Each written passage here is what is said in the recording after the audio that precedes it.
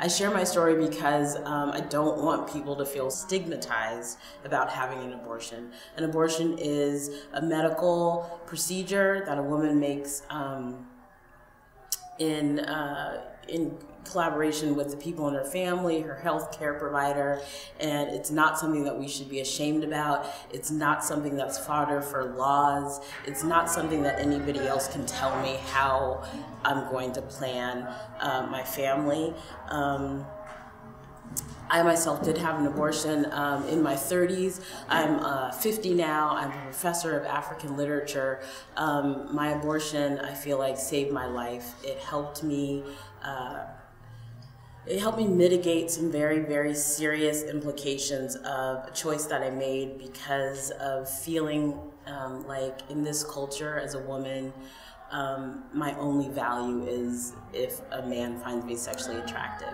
So I felt like if I had the opportunity to have sex and I asked my partner to wear a condom and he didn't want to, that I didn't have the ability to say that's a deal breaker. I felt like in this culture I had to say, okay, I'm gonna do this anyway because that means I'm valuable and that means that I'm important.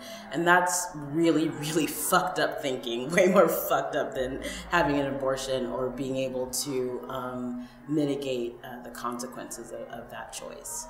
My abortion itself was really pretty anticlimactic. I feel quite lucky to say that.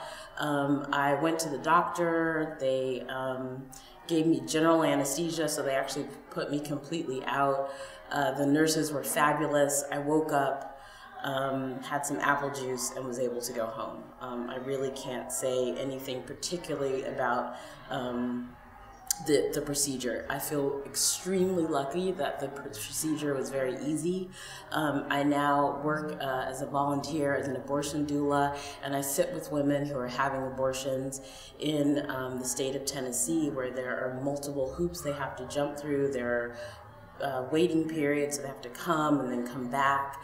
The cost of having general anesthesia is quite prohibitive, so most women that I sit with only have a local numbing injection, so they're quite uncomfortable. And so being able to think back on my experience, I just feel really lucky that really there was no experience, no story to tell there. When I found out that I was pregnant, I think it was because I was getting sick a lot, like having morning sickness, like pretty like textbook stuff that you see on TV. I'm like, I'm kind of throwing up every morning randomly and then feeling great for the rest of the day. I wonder if I'm pregnant. So I went to Planned Parenthood and got a pregnancy test, and that's how I found out. And that was a really devastating and scary moment. I didn't feel like I could take care of myself at that time. I certainly didn't feel like I loved myself or had enough self-esteem to bring another human into the world. So I feel very, very lucky that I had access to a safe abortion and that it was paid for by my insurance. I guess the biggest thing that I would say is that anything that you feel is normal. I mean, I felt a lot of different emotions around having an abortion. Of course, I felt shame. There are people in my life that I couldn't tell, and I feel like I had to hide it from them. A dear friend of mine who's about 30 years older than I am took me to the procedure and kind of held my hand through it. I couldn't share it with my partner. I couldn't share it with my parents or people in my family just for fear of being shamed around my decision. So I guess I feel like at first I felt a lot of shame. After the procedure itself, I felt very lucky to not have to bring a life into the world at that moment in time.